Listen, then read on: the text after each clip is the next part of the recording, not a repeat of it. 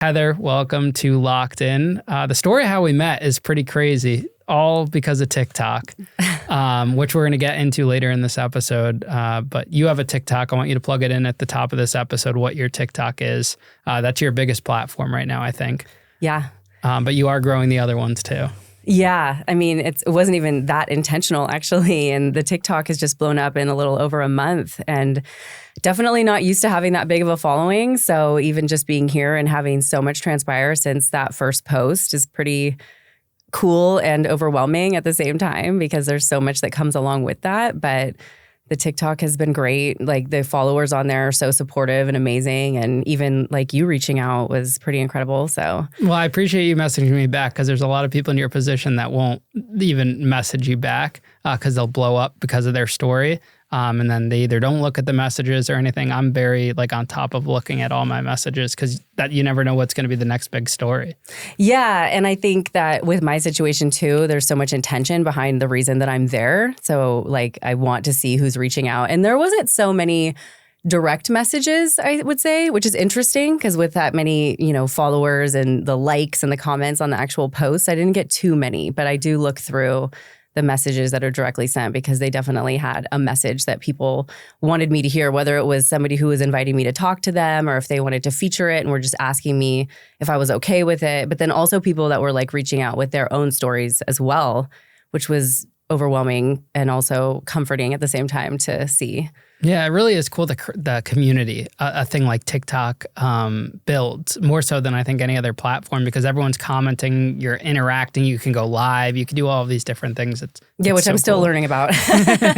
When I was going live, there were so many like symbols and things happening on there. I was like, I don't even know how to do this, so maybe you can teach me a little bit about going live on TikTok because I'm definitely learning. But TikTok is a whole different world too, and the things that people will say on TikTok and the following, because my other platforms are people that I know for the most part, and then more beyond that. But it's just a different type of community feeling. Yeah, I've been on TikTok for 2 years and I don't even use half the tools because mine's just clips and I'll use like the editor. Mm-hmm. But some people do all the fancy stuff. I don't know how to do any of that. Oh, good. Well, I feel better then. Yeah, because I'm just putting a clip up and captioning it. Right. And then occasionally I'll do like TikTok's great, and JD, who we were talking to earlier, loves using TikTok to record in because of the way you can pause it, stop it, and to build the video, which I'm sure you've used that feature too. I have. And that was similar, I feel like, maybe to Instagram in that way. Where it's kind of like that too. And I know how to use Instagram. So, and I was impressed with the features in TikTok, actually. They do have a lot of really good editing features in there. Awesome. Yeah. Now, you just said you were a fan of matcha before we started. So I want you to try one of these Magic Mind mental performance shots. I'm looking forward to it. One of the, sponsors of the show, and it's actually really good. So I've been really focusing lately on like a good diet and fitness and training every day, getting in a good rhythm, which is why I'm like kind of cutting back on traveling and just kind of staying here. So I'm in a good routine. Matt and I out there, we signed up for like a spa and a sauna down the road, and we're doing boxing and this and that. So this really helps. Nice. Like we take one of these in the morning, and they also have a sleep one too. That they're sending us a care package of those. I'll have to send you some too. Yeah. Those help you sleep at night. These are the energy ones. And you can also drink this with your coffee too. Do you drink coffee? I drink matcha. Okay. So perfect. Yeah. Well, cheers. Enjoy. Cheers. Let me know what you think. Thanks. Oh, it's really good. You like it? It's great. We'll send you home with some. Okay. They come in a package like this too, and they're best served cold if you do buy it. Yeah, it's really good. These things, we'll send you a few of these to take with you. Sharper mind, lower stress, and calm energy. We all need that. And it doesn't leave you with like that crash effect of energy drinks. Right. I can't do that. Yeah, or anything. Like even coffee sometimes won't last me throughout the day. And coffee kind of upsets my stomach, but matcha doesn't. And it's not as sweet as like when you go to Dunkin' Donuts. Are you a Dunkin' or a Starbucks girl? Neither. Oh, okay. All right. I'm pretty healthy. so either way, like when you order matcha at any of those places, it's so sweet. This doesn't really taste sweet. Yeah. But I would say Starbucks is not really like a real matcha. So for anyone, listening, they go to magicmind.com/Ian Bick Jan, Jan is the promo code, Ian Bick Jan, and they can get 45% off a bundle like that. Oh. And it comes with the the performance boosting ones and the sleep ones. Nice. That sounds like a good deal. Yeah. I wish I had the sleep ones last night because this time change is getting me.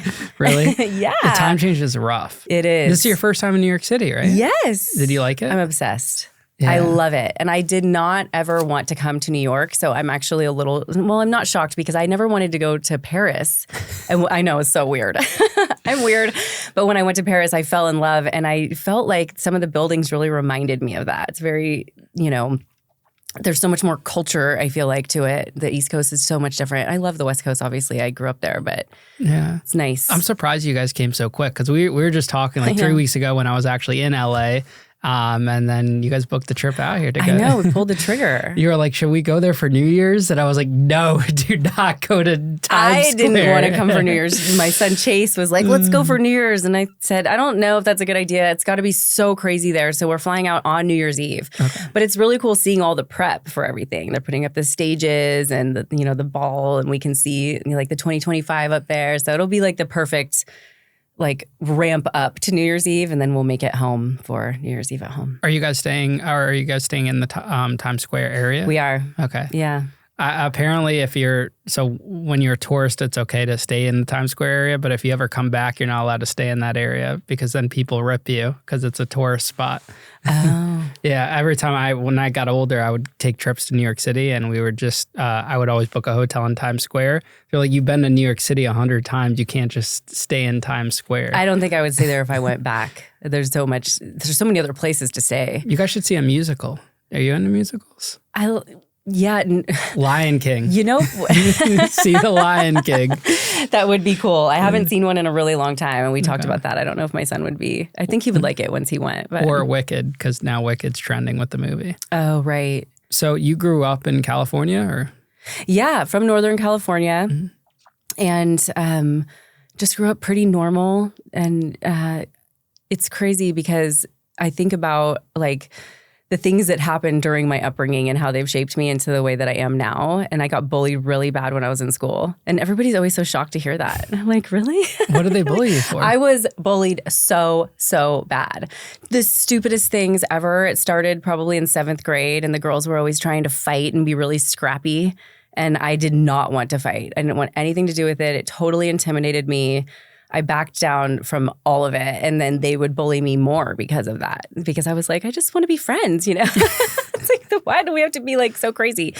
And then once I got into high school, and it started shifting over into high school, and I feel like we live in wine country area more so. So the North Bay area, and the Bay Area can be a little ghetto in certain areas, I mean, we're 45 minutes away from San Francisco and Oakland and areas that are really not the kind of place that you probably want to hang out in those areas, but it's not that bad. We were actually just using ChatGPT. Do you use ChatGPT? Of course. All my titles best. And everything are ChatGPT. It's the best. I cannot live without it. It's amazing. Yeah, I have the app and I talk into it on my phone. I ask it whatever. I know, me too. I just ran out of memory actually in it. What? Yeah, because it remembers. Possible? It starts to know. Yeah, I know. I'm really bummed. I'm like, how do I pay for more? Because I want it to know as much as possible so it can help me. Yeah. But we were asking it if it's more dangerous to be in the New York area or areas of New York than it is in the Bay Area. And it was actually saying that the Bay Area is a little bit more dangerous, which I thought was interesting. Yeah. There's no way that's true. I don't know. I don't know. With what's everything's been going on in New York City, the subway incident. Did you hear about that? I did. Yeah. That's horrible. And I had been saying that I wanted to take the subway, and my son said, no, we're not taking the subway. And so I was like, don't look at the news. I hate the subway. I can't stand the subway, and I don't know how to work it, so I use the GPS. Thank God Apple has the GPS where it's the train thing now, so it'll tell you what stop to get on. Oh. But I'm terrible with directions. Oh. But the train ride here to Connecticut is actually really nice, and it's not like the subway at all. Oh, I don't know if you guys got scared by the train at all because of that. I think we just wanted to have a car for the day so we could kind of check out the area since we're in a different state. Okay. Yeah. So anyway, for some reason, these girls up in the wine country area that we're in, that's super nice, wanted to act kind of like they're gangsters or something. It was this whole vibe. So I hated it, and I actually ended up switching schools when I got into high school because I just did not want to deal with it anymore. So I made it a deal with myself that I would not let anybody walk all over me ever again. And not to say that I was going to go out looking for trouble, obviously, but I I noticed that the more that you back down from people like that when they try to have altercations with you, that they do believe that they can continue to do that and do things to, put you down and hurt you and put you on the defense. And like, I just didn't ever want to be in that situation ever again. So anytime that anybody ever tried to put me in those situations, I knew that I had to have boundaries and stand my ground. And I feel like those things have carried over so much into my adult life to where having those strong boundaries and sticking up for myself and using my voice has been really important. So just like with everything, all the things in my life had led me up to where I am right now, to being the person that I need to be, which also can make people feel really uncomfortable. And I've experienced that a lot where people will, feel intimidated by you using your voice, especially as a female, which I hate to pull that card because it's not always the case. But I do think that people, want you to be quiet and they don't want you to speak up, and they'll find reasons why they are not comfortable with it. So there will be opposition when you have that type of personality. What do your parents do for work? My dad owns an HVAC company, and my mom worked with him, but now they're divorced and she's retired. Did they get divorced when you were young? No, actually, I had already moved out of the house. Okay. Yeah. So it didn't really necessarily affect your childhood? No, but they had like a lot of turmoil in their relationship. And so like seeing that, I think, wasn't healthy. And that's always been really important to me to make sure that my kids saw a positive relationship transpiring in front of them rather than fighting and the negativity, which is also challenging, especially when you have young relationships. It's easy for people to fall into that trap too. What about siblings? Did you have any? No, I have a half brother, but he didn't live with us. You were an only child? Yeah. Wow. I know people are like, oh, it makes sense when they find that out most of the time if they know me pretty well. But yeah. Did you like being an only child? No. And so I had kids close together. So my two sons, Chase and Rafe, I had Rafe pretty quickly after I think I got pregnant with him when Chase was about a year old. And I just really wanted to make sure that they had each other because I always wished that I had a sibling. And they fought like crazy. Well, this backfired. They still fight, but I know that they love each other. They have a good relationship, but they are just those types of boys. Yeah, I think about all the times my brother and I used to fight. Now we don't fight at all because there's nothing to fight over. But like growing up, like we fought a lot, all the time. Mm-hmm. Just how I guess sometimes brothers are. Yeah, that was traumatizing to watch for me because I was not expecting that at all. And I was not around that. I didn't have siblings to fight with that way. I just had cousins and we got along so good. My cousins are my best friends. They're like brothers. So seeing the boys do that with each other, I was just like, oh my gosh, this is horrible. Did you go off to college? I didn't. So my dad told me probably when I was about 12 that he was not going to pay for me to go to college and that he was not going to take care of me. And so I better figure it out, which I don't recommend saying that in that way to your kids because I was like terrified. So I started buying things for my kitchen when I was probably 16 or 17. I remember my first waffle iron and I hid it underneath my bed. So, I would just have all these things because I knew one day I needed to get out of there and have my own house and be independent. And that was so important to me. And I always wanted to have a family and have kids. And that was what I really wanted to do. And so I really wanted to be a makeup artist. And so I went to school to be an esthetician. And then I was going to go on to be a makeup artist. And then I met my son's dad, Ryan. And I was so infatuated with him that I just put everything on hold. My whole life just kind of went on hold because we got into this really intense relationship, and he was a very successful plumber already at that time. I was 18 and he was 21. And so we really quickly realized that he needed to own a company eventually. And so I was really on track for doing that. And so I got a job working at a title company, and I worked there for a while, and I would work really long hours. But I moved out when I was 18. And I bought my first house escrow closed when I was 21, but I went into the process when I was 20 because I started seeing everybody at my job buying houses. All these people were coming in and I was like, okay, I got to figure this out. And it was a really good time, back then in California, at least. I'm sure everywhere though, because of, whatever was going on with the economy, but you were able to buy homes for reasonable prices, which now it's so difficult. So I'm really happy that I made that choice. Even friends of mine that are my age, they still don't own homes because it's not really that common to buy a house when you're 20. Yeah, I feel like less and less people are kind of moving on from that dream of like owning a home given today's climate and everything that's going on. 100%. Yeah. So many things are changing. I mean, even the fact that I wanted to have a family and have kids so young. So many people don't want to do that now and they wait. I mean, I'm sure there's a lot of people having kids, of course, but I don't know. I feel like it's flipped back to young now. All my friends, and I'm kind of young. I'm 29. I have friends that are having kids, married. I don't know. I always thought like you got to get married when you're over 30. You have the house, you have everything established and whatnot. I was talking to Matt the other day, like if I had kids before I went to prison or even after, I'd be kind of in a bad spot because my life wasn't built together. I'm glad that never happened. I'm almost glad I went to prison instead of having kids. Hey, it's your host of Locked In, and if you're into fitness and a healthy lifestyle like I am, then you need to hear about this amazing deal that's exclusive for listeners of Locked In.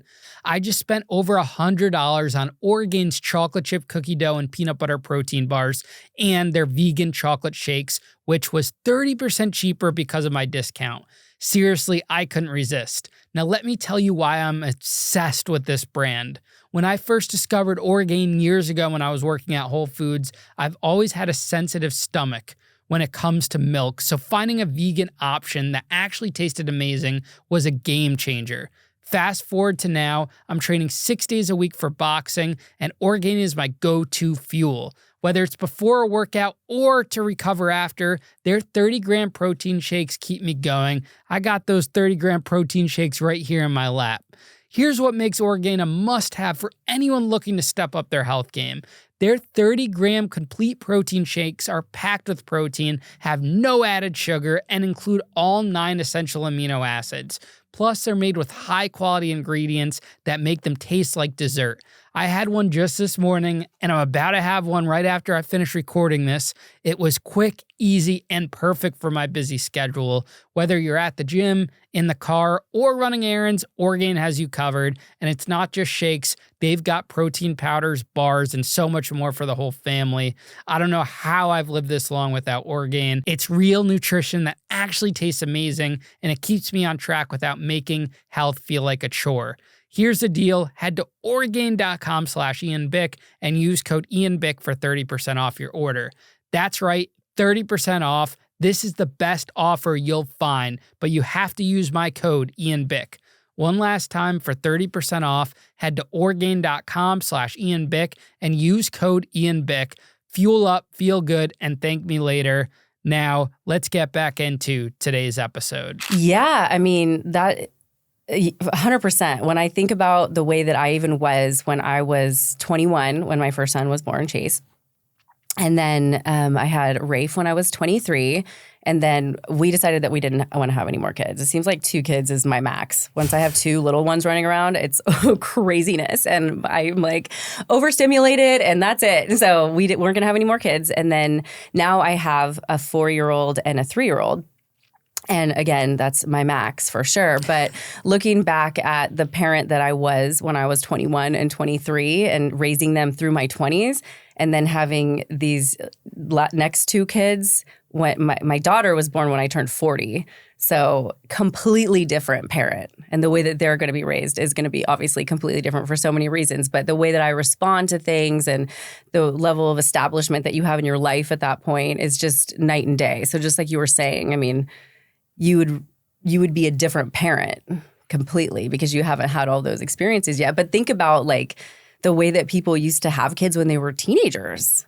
That's wild to me. How can you have kids before your brain is even really developed? You don't have your frontal cortex until you're 25. Yeah. It's a little scary. That's why they made a whole TV show about it.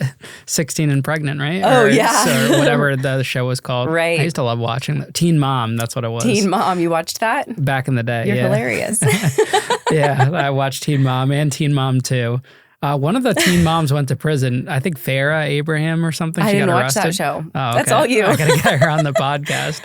But that is interesting how like having that second set of kids later on in life, it's like now you're seasoned and experienced in that. It's almost like the child will have a totally different experience from your first kids. Oh, yeah. And even the older boys are like, they're never going to know like who you were then during that time.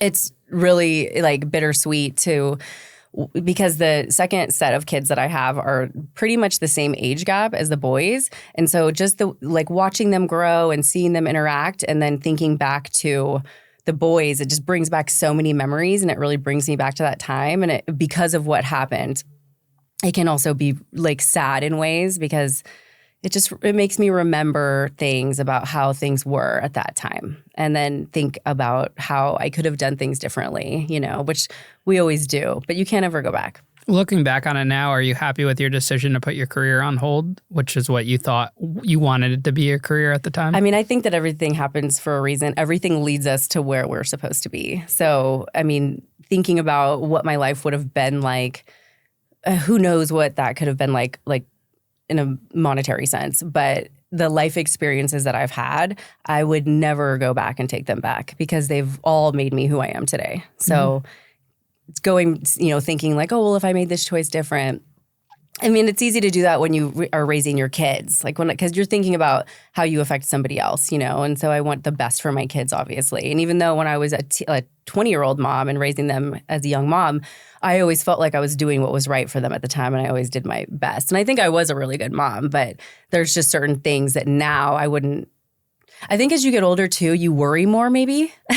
I'm a little bit more of like, oh, let's not do that. Where I was just a little bit, when you're young, nothing, it's okay.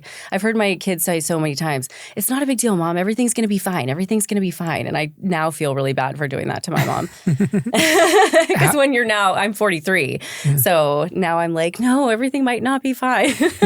How did your parents feel about you jumping into that relationship at 18? They were not happy at all. But they couldn't really say much about it because my mom got married to my dad and got together with my dad when she was only 16. So her parents told her, if you guys are going to be together, then you need to get married, which she thinks was actually a really bad thing that they forced her into. But crazy, different times, How old was she when she had you? She had me 4 days before her 18th birthday. Oh, so she's a young mom too. She's very young. Wow. She was actually the same age as I am now when Chase, my older son, was born. So me having my daughter at 40, it's almost like I could be her grandma. Wow. Isn't that weird? Yeah, but at least it's good that she's young to be there for you for, a while to help out and everything my like daughter? That. No, your mom. Oh, yeah, my mom. Not the daughter. Hopefully she'll take care of me when I'm old. Well, that too. But the mom, though, like having that, like my dad's 50 years older than me. Oh. He had me late. He had me at 50 and then my brother at 54. Oh, okay. And my mom's in her 60s. So it kind of puts it into perspective. It does. And I think about that with my daughter because I will be in my 60s when she's in her 20s. It'll be interesting, but she'll get a lot of life experience from you. Yeah. So when do you and Ryan end up getting married? So I actually got pregnant with Chase before we got married. And it was intentional, I would say. And I got pregnant when I was 20, like I was saying, and then he was born when I was 21. Ryan was really excited about it. He was definitely on board and everything, and we were excited to be together and moved into the house that I bought together. And Chase was born, and then we got married in between the boys. So then I think Chase was about 8 months old when we got married. And were you working with his business now, like as kind of like a family team? So we actually started the business when Chase was born because I was so excited to go back to work. I really do like working. And then I just couldn't leave him as a baby. It was really scary. And so Ryan had quit his job. He got into a fight with his boss or something. He was a plumber and they do that. So he started studying for his license, I think, at that time. And I think he was doing side jobs for a while. So I was just at home with Chase, and then I started doing books for a construction company so I could kind of learn the ropes. And I took a couple of classes at the JC. And then what? And then, yeah, I think he just did side jobs for a short period of time. And then we opened up our business maybe when I was pregnant with my second son. So that took off so fast. Ryan was really good at building relationships. He just had a way with people. When he walked into the room, everybody knew he was there. He was always really good at getting into rapport and connecting with people. Really fun, really outgoing. He had a nickname for everybody, and they still use the nicknames to this day. And you could hear his voice in your head. He was really funny. Definitely pushed me out of my comfort zone on everything. And so when we started our business, I was like the cautious one. And I was like, we shouldn't spend money on this. You shouldn't take this big job. Our first job was a dialysis center. Like, this is a huge job. There was reverse osmosis lines and so much going on. Certain things that Ryan didn't even know how to do yet. And so he was just a grab the bull by the horns, we'll figure it out as we go kind of a person. And I was more reserved and cautious. And so it actually worked out well, us collaborating in business together, because we balanced each other out so much. And he definitely made me feel uncomfortable with so many things. He pushed me, not even just with the business, but just to do things that I wouldn't normally say yes to. And I wouldn't do it always willingly, but then afterwards I would say, oh, that was so good. I'm so glad that you did that. So, now today, in his honor almost, have always said yes to things, even coming out here to talk to you, which is something I've never done before. But if it's not going to hurt you or hurt someone else, and if it is, even though it can make you really uncomfortable, pushing yourself out of your comfort zone is something that is so important. So I really do my best to say yes to experiences because of that. Did he have a good relationship with your parents? Yeah. So after, even I think when we got together when I was young, it wasn't so much that he didn't have a good relationship with them. I think that they just didn't want me to jump into a relationship so quickly. And I was so passionate about that relationship that they weren't really into that. But it grew into a really good relationship. That's awesome. And my mom loved him and, advocates for him still to this day.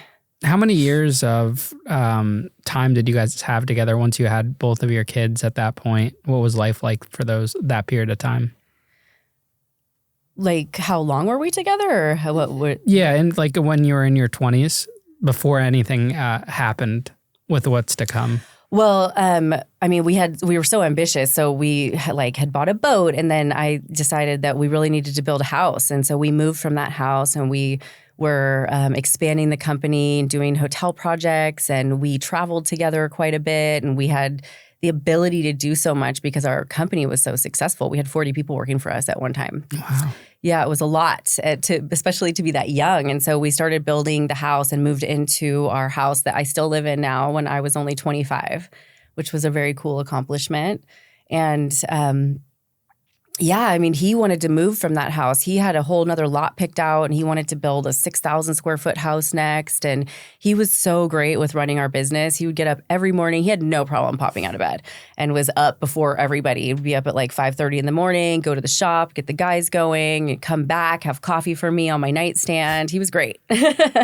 So, and we had a really good time together. We did a lot of fun stuff. We did fight sometimes because, we were young, and growing with someone when you're together with them from the time that you're really young, especially two people that have very fiery personalities, can clash. But I would say 95% of the time, we did great. We had a lot of fun. He was my best friend. Take us to the day that your time with him was cut short. Yeah. So, well, prior to that, we did separate. So that's something that I did want to talk about and explain, just because so many people deal with that, and so many people deal with some of the struggles that he had as well. So he had a prescription for Norco. Do you know what Norcos are? No. Really? Yeah, what's a Norco? I don't even know. I guess they don't even sell or prescribe them anymore because the laws have changed so much. But it's like an opiate, I guess. It's like a pain pill, like a Vicodin. Do you know what that is? Yeah, of course. Okay. I'm 29. Give me some credit. I'm just I thought everybody knew what a Norco was. I'm sorry. Oh. Okay, so it's a Vicodin. So This is how this starts for a lot of people. And my mom, she would be okay with me saying this. She had a back problem. Both of my parents have back problems. And I don't know if you've ever seen the documentary about this, but it was a crazy HBO documentary about the pharmaceutical companies and the way that they pushed all of those drugs during that time. Was that called The Pharmacist? No. Okay. I'm trying to think of what it was, but it was pretty crazy just to see the way that they were going into doctors' offices and they were pushing the sales reps to really make these sales and prescribe them. And the studies that they had where they were giving people mass amounts of them just to see how they would react to it. And it was just an insane business what they were doing. It's horrible. They killed so many people and got so many people hooked on drugs. So my mom had a problem with it. She had to go into rehab when I was maybe in high school. And so I was really sensitive to that because it really changes somebody's personality when they're on those. And they can take more and more of them. It's crazy how much they can take. One of them will make me feel sick, like I'm going to throw up or something. I can't handle it. So I think maybe I had gotten a prescription for one for something. And I'm the kind of person who will like cut it in half and, take a little bit and then save the rest for a rainy day, or if somebody's like, has their leg amputated or something. I don't know. So I noticed that they were gone. And so Ryan was taking them after he had a prescription for them. And he got to the point where he was taking a lot of them. And I noticed it with the way that he was acting and his behaviors. And so I was feeling really pulled away from that relationship because I was really nervous about how that was going to affect the boys and the way that he was starting to act because of it. He was being way different than what he was. So we actually separated. And this was in, I want to say, the end of 2008, maybe 2009. It's a long time ago now. And during that time, that was really, really difficult because he was in a denial state about the whole thing and thought that I was just being over the top and controlling, obviously. So it's really hard when you're in that situation as a woman where you're, doing what's right, but then people are trying to flip the script on you like you're doing something wrong and you're just messing up their life, And so you have to stay very strong in your beliefs about what your mission is and your principles are. So it was a really difficult time, and I was so happy for him because I want to say it was in 2011, so a little bit of time went by of this separation. He started going into NA and was in a program, and so he had gotten off everything, and he was like really proud of his 6-month chip and was really turning it all around. So he had a different house. He was living up in Auburn in Northern California as well. And that's about 2 hours away from where I live. And the reason that he moved there was because his mom lived there. And so it was in a gated community called Lake of the Pines. Super beautiful. We used to go up there and stay with his mom. It's like this really cool little community. There's a lake in the middle of it. People drive their golf carts around, and it's like a summer camp, essentially. So he was living just about, I don't know, a few blocks away from his mom up there. And the boys were going there on the weekends to go stay with him.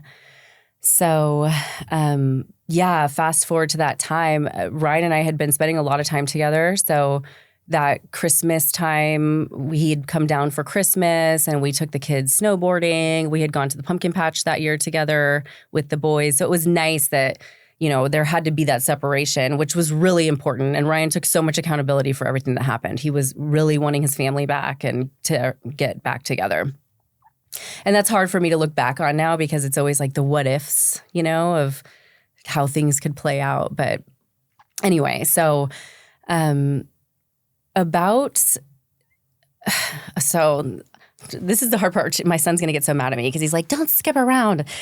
So on the Valentine's Day of 2012, Ryan and I met together that day, and we had lunch, and he gave me a little like plastic ring, and we just had fun together, and it was nice. He gave me a cute little card, and we met halfway actually, and I saw him that day, and then he went back to his place, and then the next weekend he came down to pick up the kids, and so he was telling me like, yeah, and this is actually part of the story that I did not tell on my platform that everybody's like, tell the rest of the story. So we're going to talk about the story right now. So he said, Manny, our friend Manny? And I was like, yeah. And he said, well, apparently somebody robbed his house and he's accusing me of being the person that did it. But I wasn't down here. And Manny lived just about 10 minutes away from me. And so I just thought it was like strange that he was even bringing that up to me. And I was like, what is going on? And I just kind of brushed it off, And so, but he just wanted to verify. He was like, so I was with you. Like, obviously I had nothing to do with that. And I was like, yeah, of course, whatever. So then that was it. And then we were talking on the phone a lot that week. And February, so the night before was February 22nd. We were on the phone that night, and Ryan was like really encouraging me to move up to Auburn and sell our house. And I did not want to do that, just because during that time frame, I had done so much work to reestablish myself independently. Because although, you know, we had the business together that was very successful, I really realized that that's not going to be my business. And Ryan made that pretty clear too when we split up. He was really angry. This was not like a really nice split up. That was a really horrible time. It was really traumatizing for me, actually, to go through all of that, because this was somebody that I was really in love with, but I knew I needed to do that. So it's one of those things where somebody else has the wheel of your life and you're like, I know that this is the right thing to do. So we were on the phone that night, and we were on the phone for about an hour. And this was at like 11:30 at night. And we got into an argument because he was accusing me of not actually being in love with him because I wouldn't move. It has nothing to do with that. But again, just ridiculous relationship stuff. And so I actually hung up on him because I was mad. And then he texted me right afterwards and he said, I'm really sorry. I don't want to fight with you. Let's get off on the right foot tomorrow. So I go to bed and I was super mad at him still. I don't even know if I saw his text, actually. And then the next day, I get a phone call kind of late in the day, actually. I want to say it was like around 10:30 or 11, which is late considering what happened. And it was my sister-in-law, and she was just completely losing her mind on the phone. And I was like, what happened? And she said, Ryan was murdered. Ryan was murdered last night. And I just remember, like, it's like someone was speaking a different language or something. Like, you can't process that. It's not just, I mean, even if somebody just tells you that, you know, someone that you care about passed away, it feels like that. But the word and everything, it was just so overwhelming. And so I just fell to my knees and I was alone. And I wish that I wasn't told that way. You know, maybe somebody could have been with me at the time or something, but I don't know if it would have even mattered. So I was just so confused because I said, well, I talked to him last night. What do you mean? Like, this makes no sense. I talked to him. I got off the phone with him after midnight. So, you know, everybody's so frantic when something like that happens. It's not like anybody's really pulling it together. So it took a while for me to like get the story. I remember calling so many people that day and trying to ask questions about like what's going on. I mean, even Ryan's mom found out about this because she had on the local news in the morning and the cops were outside and, you know, the whole news report, and she saw that it was his house. So nobody even called her. It was just awful. The way everything happened was so awful. And so many people came over to my house that day, and there was so much support, and, you know, slowly started getting some information. But because Ryan and I had been separated, it was also really difficult because people weren't sure if they should talk to me or if they should be talking to his mom. And she was, you know, beside herself. You couldn't talk to her. And we were so far away from each other too. We were 2 hours away. And so I couldn't get anybody to bring me up there. My initial reaction was somebody needs to drive me up there right now. I want to see Ryan. I need to see him. I just couldn't process it. I could not wrap my mind around that. So when I talked to the detective, he said that he doesn't recommend me doing that. And we couldn't view him because he was so badly mutilated, which is really horrible. So that's also really, you know, difficult because sorry, Ryan and I were together for 10 years straight. And we, you know, slept in the same bed, and I bought his vitamins. You know, there was just so much that I put into that relationship with him. He was my family. So having that told to you is just... You just never think that something like that could happen. So when somebody says, you know, it's fine, nothing's going to happen, it changes you a lot. And I'll always be changed because of this. And that doesn't mean that I don't accept it, but it's just, you know, grief is like this. It's really unpredictable, and you're always going to have it. It's always going to be there. And you have to allow yourself to have those feelings and to just... I think a lot of people try to suppress that. You know, it's not appropriate, or it's not something that you want to show, and you don't want to cry.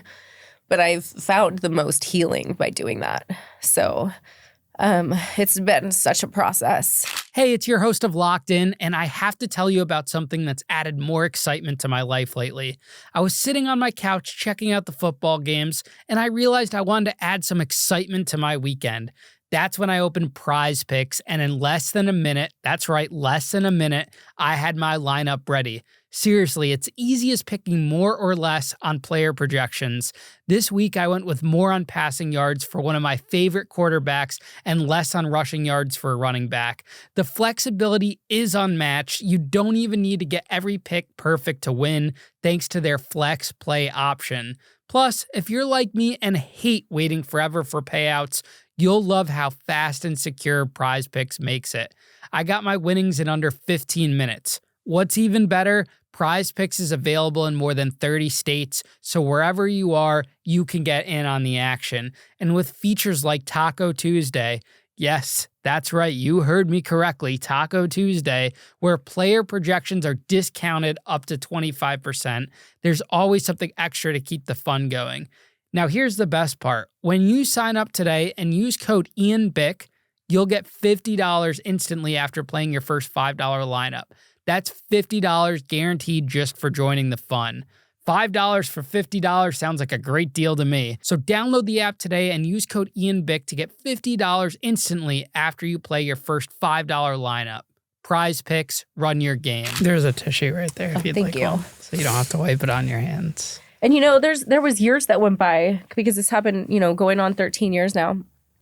There was years that went by where I didn't cry again about it for so much time. The first year, I would say the first 2 years, really, because the first year is always, looking back at the season. Oh, this time last year, I remember we did this, or it's like you always look back at like the prior year of what happened.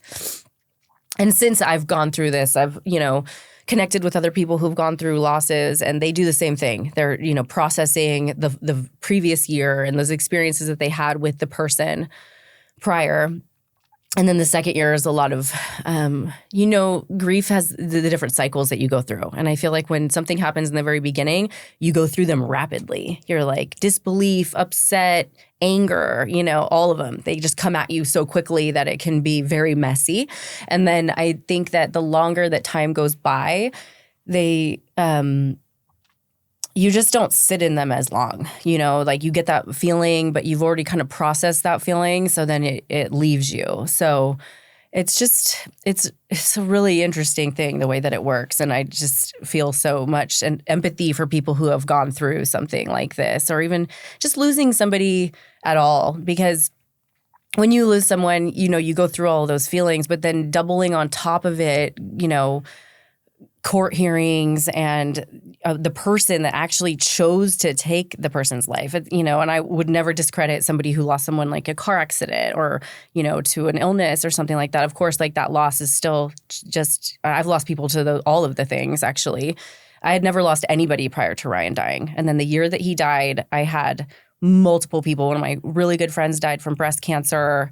My dog died, but a bunch of other people. One of my best friends committed suicide. It was crazy. And I had never dealt with death at all, which was pretty impressive, actually, to get through, because I was 30. So it was just a lot. But when you deal with a murder, there's another element to that, another feeling of it. And I think that when it first happened, I did have anger towards the person that killed him. I was really angry. When I went to one of the court hearings, I actually cussed him out as he walked past me, and I almost got kicked out for that. And they told me that I couldn't do that anymore. So I think I didn't even go to any after that, because I just wanted to I wanted to go off on him. It was really difficult. I mean, how could you not? So where was I? But where were your kids that day? When so you they were found at out? school, actually. And then when my neighbor, we were really close, and she was with me. And then she came over to watch them when I went over. Or I'm sorry, she came over. She was with me, and then she went to go pick them up that day. So when they came home, there was a ton of people at my house. I mean, there was so many cars up and down our street. Our whole living room was full. Everybody was sitting with me, and I was just trying to take phone calls and figure out what was going on. And of course, everybody was calling me. It was so overwhelming. And the kids walked in and they thought we were having a party. And so they were kind of like excited when they first got there because my neighbor obviously didn't tell them what happened when they were driving home. And so they came in and I told them, and it's hard to know what you would do at the time. Like, it's not like you could keep it from them. And they were old enough at that point that they could figure out how to get information, I mean, the whole time growing up, they were 6 and 8 years old at the time. So I would say Chase, and they've always been very tech savvy. And so if they wanted to get online or look something up, I mean, it wasn't the kind of situation where you could hide it. This was like on the news and in all of these papers and so much coming out about it, and everybody knew about it. So, I mean, I just hear stories about people who decide to like keep certain elements away from their kids. And this wasn't really the scenario where you could do that. So Chase cried. They both cried. We were very upset. It was one of the worst moments in my life, having to tell them that. And I don't think that day, like, Chase cried so much and he was so upset. And then he did not cry for so long after that. That was like so traumatizing for him. And I don't see him cry for years, which is really sad. I feel like Rafe processed it a lot different. He would come into my room and tell me that he missed his dad and talk about it. And Chase would come in and he would get mad about that. He would just say, like, Rafe, like, stop talking about that. Like, we're not going to talk about that. He really didn't want to talk about it. He really just bottled up a lot of those feelings, which was really sad to see because, I took them to therapy and Chase didn't want to engage in that at all, as much as and there's so much different feedback that you get on that, like, put them in therapy, don't push them into therapy until they're ready. It's very difficult to navigate that. There's so much that comes along with it. I've had a lot of people reach out to me, some people who they tell me that their child's father has passed away, and so they ask for advice or how will I deal with this, and are they going to try to retaliate when they get older, and just the what ifs of not knowing how things are going to pan out. You just have to be in the moment and kind of live it day by day and do your best because it's very unpredictable, like I said. And I can't even imagine what it's like to grieve as a child, Like, I know that processing it, how to process it as an adult, obviously, but thinking about that being your story when you're so young, I don't know if I can even wrap my mind around that. How long did it take you to get information on what exactly happened? It was trickling in. Everybody was so confused about it. So there were people there that were all partying. And so I didn't know that, though. When I was on the phone with Ryan, it sounded very quiet. There wasn't anything going on there. I knew that he had some people over that were there working. And so they were staying there. And there was somebody that kept coming in that kept trying to talk to him while I was on the phone with him that night. And he was like, oh, come on, I'm on the phone. Like, I'll talk to you in just a minute, okay? And it wasn't aggressive. Like, there was no, like, aggression. Ryan wasn't, like, trying to flex on anybody, or it wasn't anything weird like that. It just sounded like he was trying to have a quiet conversation with me. And so he told me that he had gone into his room and the door was closed. And I was like, who are you talking to? And he's like, oh, this guy just keeps trying to talk to me. I'm just going to talk to him when I get off the phone. And I was like, oh, okay, whatever. Not a big deal at all. So the people that were there, it was so frustrating for us because we couldn't get an answer. Like, what the heck happened? What is going on?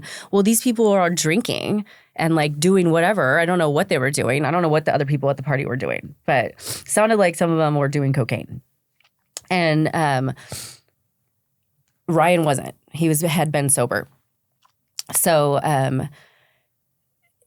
everybody had a different story. People ran off and scattered when this happened. All I knew is that he was stabbed to death. He was stabbed a lot, and it was, like, to the point where, I think that maybe we found out that his face and his, like, upper torso on his right side, they didn't have a lot of information for us, which was really frustrating. It was like, what is going on, I didn't like the fact that he was just laying there. I didn't like the fact that it sounded like nobody tried to defend him or help, because Ryan was the kind of person that was, like, the first person to stand up for you. Like if you were his friend, or even if you weren't, if he saw an animal or an innocent bystander or something going on, he would be the person to like intervene and help. Always, like totally go out of his way. So I was really upset to hear. I was like, there was like 6 people there, and how did somebody just stab him to death? And Ryan was like very healthy. He was probably at the peak of his health at that time. He went to the gym every day. He was very athletically built. He was 6'1". I mean, it was really weird to me that somebody was able to stab him like that. You know, it's like hard because when you have somebody that you like feel so safe with, and then somebody can do that to them, he was like Superman to me. I didn't think that could happen. So it was really, really difficult for me to process that. We kind of started getting more information, I guess. I started calling people because I found out the name of the person that did it. They said that he was arrested. And then I started calling a lot of people that were friends with Ryan. Did you know this guy? Who is this guy? Because I didn't know who he was. I had never heard of his name in my life. So some people were like, yeah, I knew him, but I wasn't really friends with him. Like nobody was really like friends with him. He had just kind of been around, and he was from the area that we live in, that I still live in. Some of the surrounding areas apparently. So it was just very strange. And then we found out that it was a 5-inch double-edged, like serrated, like blade, like a hunting knife or something. And apparently, I don't know who we heard this from, but I think somebody else like brought some knives in their backpack, and they were like some kind of special knives or something, and he had showed them to people. I don't think they were Brandon's. I think that somebody else that was there like had them, and they were like put away in another room or something in a backpack. That's what allegedly. So yeah, it's my memory from that time, and I've said this so many times when I'm talking on like my TikTok and everything, that it was such a traumatic event that my memory is a little boggled from all of that. And it's really hard to like sort it all out. And yeah, it's just there was so much going on, especially with like going to court and the people that were testifying and everything that the ADA was saying. It was very overwhelming. And I didn't get reached out to by any victim assistance programs or anything. It wasn't like there was any advocates that were, reaching out and trying to help us navigate the process. It was just my mom, basically, that was trying to find out if there was any paperwork or something that we needed to do. And then the family, there's so much that you deal with when somebody passes away regardless, as far as just, balancing out the end of somebody's life as far as their finances and their belongings, and the pressure that puts on a family in itself can be really difficult. But you put this on top of it too. It was just, so his brothers had gone up there. I'm not sure how long later to try to pack up some of the things at his house. I never went back to that house again, but I had been there. And I was really just trying to be there with my kids for the most part. And then my mom was getting a lot of information. But I did learn that when Brandon did what he did, he evaded through, I believe, 3 counties. So he left the scene, which I knew that at the time. And that they had stopped him with spike strips. And I think a dog pulled him out of the car. So I learned that. And that was probably like the order of how I had found out about things. And I have no idea when the rest started getting pieced together. It's like and honestly, probably even in the last couple years of me talking to my friend Manny, learning more about what happened with the robbery at his house. So that's all, and that's why the story is so backwards, because the story was backwards for me too. So when all these people are like, can you just tell us what happened? I'm like, well, there's parts of it that I think happened, and then there's like, there's so many sides to every single story. Apparently Brandon has his own side too, which is why now I've had to speak out about it so much, and I can't just let it go and like let it be in the past, because this person should still be in jail for what he did, is the way that I feel, and a lot of other people feel too. Now, Brandon's the one that killed your husband. Yes. Brandon is the one that killed him. And apparently they had met each other like within the last couple years prior to this. I don't think they knew each other prior to that. and they were friends. I don't think they were like best friends, but Ryan was the kind of person that was friends with everyone. He knew everyone. He was a great networker. He had a lot of different friends. So this was one of his friends. They may have had some kind of attachment, something going on with each other. It's nothing that I know about or I'm aware of at all. So when I went to court, I heard some of the girls that were there testifying, and it's mostly the same story of what happened. So this happened at 12:30 at night. He is when they think that he died. He died very quickly. He bled out really fast. And they said that he was stabbed 18 times. And they stopped apparently the coroner stops counting at 18. So I don't know if that's always true, but 18 plus. So that's crazy, you know? When I think about that, when I heard that, I was so angry because I'm like 18 times with 6 other people there. How does that happen? Like 1, 2, 3, 4, 5, 6, 7, 8, 9, 10, 11, 12, 13, 14, 15, 16, 17, 18. I was literally doing that, thinking that is a lot, you know? And like to do it with such force like that, that's aggressive. That's a major like heinous intent to really mutilate someone, you know? That takes a certain type of individual to be able to do something like that. And so when people ask me now, well, what did Ryan do? I've been, you know, very rarely, but that'll be a comment that some people make. And I think that is such a strange thing to say. I mean, I guess if maybe Ryan had a knife, which he didn't, the people that were there say Ryan was sitting on the couch. That's something that actually the detective had told us as well, that Ryan had been sitting on the couch.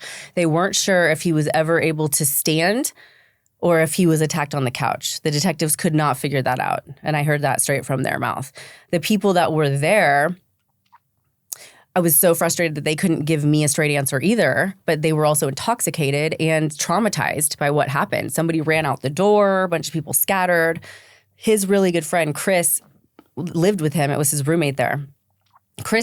I talked to Chris, but he was so distraught about what happened, he could barely talk about it. He loved Ryan. He looked up to him so much. He like wanted to be just like him. So he held him while he died. And so he's just never been the same. His whole life is destroyed after that happened. He was already a little like trying to stabilize at that point himself, you know, and then just went off the deep end after that. But he said that he actually thought that they were like wrestling or something. He didn't understand what was happening. Nobody understood what was happening. So the witnesses there all said that Brandon came into the room with the knife in his hand and that they were scared because of him acting so erratically. And he started yelling out, "I'm not going back to jail. I'm going out like a gangster," and like saying all this crazy stuff. "I'm not going back to jail." Yeah. Those are the 2 statements that I know that they were even in a lot of the articles and that we were told. So that nobody knew what that meant. Nobody knew what that meant. So one of the witnesses said that Ryan stood up and tried to take the knife away from him because everybody thought that he was getting crazy and coming at them, and it was very erratic. Another person said that Ryan didn't ever stand up and that he just started attacking him. The thing that I thought was so weird about that is that, so it would have been like if I was sitting right here on the couch and then there would be a kitchen table right behind us and then the TV would be where you are. And so there was like a living room and then the kitchen kind of wrapped around over here. So somebody said that there were people sitting over at this table and that Brandon had been sitting at the table and stood up and then attacked him from around the corner, which would kind of make sense because if he was attacked on this whole side and Brandon was right-handed, I never really understood that. But this wasn't something that the detectives were even really that interested in. You know, it wasn't worth like really getting into.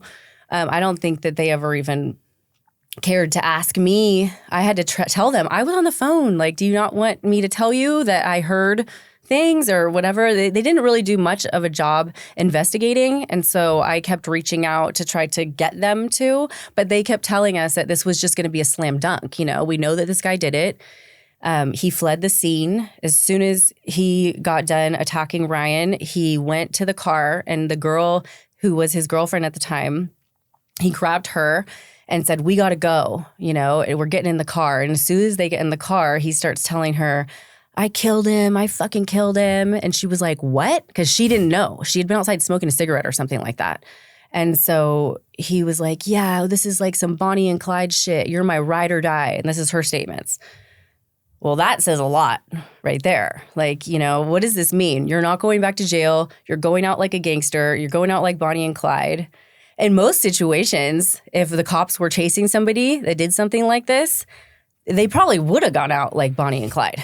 But that's what's so crazy about this whole thing. It's like, how did all of this happen? And my mom even said, this guy's got to be like the luckiest guy in the world to get away with all the things that he has. So she was freaking out. You know, he just told her that he killed Ryan. And so saying all this crazy stuff. And she's like, let me out of the car. Let me out of the car. And so he starts strangling her to the point where she had bruises on her neck for weeks after. And she throws herself out of the car and goes and runs and hides in the bushes. Well, we've talked to some of the friends that she's had for a long time in the past. And one of the friends had also told us, and this is alleged, obviously, that Brandon actually had been on a drug and alcohol binge for the days leading up to going to Ryan's house. So Brandon has since gone on now that he's out of jail and done podcasts saying different things about that. So it sounded to me at the time like this guy's been up doing drugs, partying for all this time. He went over there. It sounded like maybe he slept for a little while. They were working that day, and then they went out to dinner to an Applebee's, I think, that night. I want to say that even Ryan told me that they had gone to an Applebee's. And then came back to the house. Everybody was just chilling, watching movies. Something happened, obviously. Maybe there was a conversation. Maybe he was having a psychotic break. We never really knew. It was so frustrating to not have these answers. So in recent years, Manny and I have talked about this, is that Manny had his house robbed on Valentine's Day. And so he was really upset about this. And he felt like the person who did it knew him. And so he was really trying to figure it out. And he had suspected that maybe Brandon had done that. So he told me that he knew that Brandon was with Ryan. And so he texted Ryan that day, and he had somebody the day on February 22nd. So this was leading up to him killing him. He texted Ryan and said, hey, so whoever did this, we're going to totally catch them because I have somebody over here taking fingerprints off my TV right now. And he took a picture of it and he sent it to Ryan. And so our theory, and this is obviously just our theory, is that Brandon was the one that robbed him and that Ryan said something to him because Ryan knew that he did that and that he had maybe been coming into the room to talk to him about it while I was on the phone with him because he was probably freaking out. Because we also, what we believe and we were told, and I'm not sure if this is true or not, but Brandon had been on probation and cut off his ankle bracelet at the time. So he was already in trouble. So this would make sense for, I'm not going back to jail. I'm going out like a gangster. Because if Ryan said, dude, you're an idiot. You're about to get caught for this. Like, you're going to go down for doing this, you know, whatever, not my problem. And then Brandon probably started freaking out. And he was like on drugs. So, I mean, not that anybody should do what he did, but the only motive that I can come up with and that anybody around can think of is that none of the witnesses says that there were an altercation. Nobody was fighting. It was totally caught off guard. It wasn't like Brandon was defending himself, you know? So we go to court and the ADA is telling us that this is a slam dunk. We know this guy did it. He evaded, you know, there's no question. There's some witnesses. It's fine. So then one day after that, I had gone to that one court hearing when I had made some choice comments at him and his mom was there and said some very rude things to us and to his mom. She even came up to me and said to my kid about my kid. She said, well, it looks like your kids have uncles, so they'll be fine. That's crazy. Crazy. Who says that? And then Ryan's mom was there grieving, sitting on a bench outside of the courtroom crying. And she went up to her in front of me. And, Jerry, Ryan's mom said, I lost my son. I miss my son. And then Jean Brandon's mom said, well, I miss my son too. He's in jail. Like it's just a level of like the lack of empathy is outstanding. It's really strange. It's strange. I've never dealt with anything like this ever. So I knew that this was not going to be a positive place for me to be. As much as I wanted to be there to advocate for Ryan, there wasn't much I could do. So one of these court hearings, they pulled Ryan's brothers and his mom into a room very quickly, totally caught off guard. And the ADA suddenly was like, you know, they got an expert, and it's the expert that we normally hire because Brandon's mom, I think, mortgaged her house and paid for an attorney, I believe, out of San Francisco to come and represent him. So he did not have a public defender. And they hired this person that was an expert to do a psychological evaluation. And they said that the expert is claiming that it's very difficult to prove intent. So we can't say that he had any intent because of how intoxicated or whatever his psychological state was, if he was insane or whatever, that there was no intent. So she made us believe and them believe that if he had won the insanity deal, that he could walk in like a week and just get out immediately. Well, we didn't know anything at the time, and they didn't know anything at the time. We'd never dealt with anything like this, and nobody that we knew had dealt with anything like this before. So first of all, it's like less than 1% of cases where people plead insanity. It's very rare. And then about 25% of those actually will get off on an insanity plea. So it's definitely worth prosecuting still. But, you know, I'm sure that you know this, that it's most of the time you're offered a plea deal. It's expensive to go into litigation and all of that stuff to litigate and like go, you know, into having a full-on trial. So Michael Moore had done a documentary, I want to say in like the early 2000s, about Nevada County specifically, and this is where this happened. And he was, I know a lot of people don't like him, but it was just really interesting information. So he had gotten all of their numbers and statistics and everything, and I think out of almost just under 1,000 different arrests, it was like one person actually had a trial. They're like known for that, which in the case of somebody who's innocent can really be terrible because they're scaring them into believing that if they try to fight it, that they'll get more time. So they take these plea deals. So a lot of people have claimed, and there's so many comments. I was actually just kind of reading them again the other day. So many comments on that YouTube clip. And people are like, well, I have that same experience there. And then somebody else said, but yeah, if you actually hire an attorney, though, then you're actually going to be on the other side of that because you can get off really easily because they don't want to put their prosecutors in those types of pressured situations, and it's very expensive for them. So it's just, that is so wild to me. So they tell us that they're going to offer him 11 years. And we were just, I couldn't believe it. So once again, we're processing this death, you know, and just so up, you know, beside ourselves about that. And then we find out that the guy that didn't isn't even going to really be going to jail for that long. And so we were never okay with any of this. And most victims' families aren't. It's not, you know, there obviously are the few that I've heard of that have written books and everything about forgiveness and their stories and everything. And I think that every story is very different. I think that there's times when maybe somebody had killed somebody, you know, in a gang violence situation or a drunk driver where they were caught up with the wrong things. And maybe that it was not like truly in their heart to hurt somebody, you know, like that. This is a very disgusting, direct killing, you know? So I can be so empathetic towards so many situations, and I really try to put myself in other people's shoes and think about how they could rehabilitate or how they, you know, may have felt because of their circumstances at the time. This isn't one of those things for me at all. This is very cut and dry. I feel like there's a place for that. This isn't a place for that. And I feel like with murders, and I know, I'm not even sure if I'm allowed to say that since he didn't get murder, but... He got manslaughter. Yeah. And that's probably because of the drugs and the alcohol. Well, here's the thing.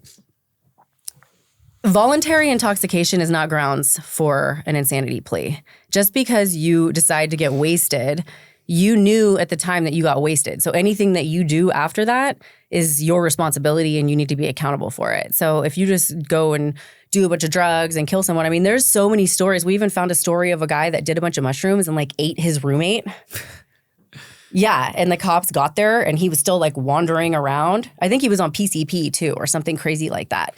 And he didn't get an insanity deal. Like that's crazy. This guy evaded, made this statement about like, yeah, I fucking killed him, you know, like what? And like, it's just crazy to me. So you can't get that. So we were informed, and I don't know if this is true or not, but it sounds like when they went to go and get the evaluation done of him, that he may have had some, like, let's just say a like concussion or something, like falling off a dirt bike and having a concussion.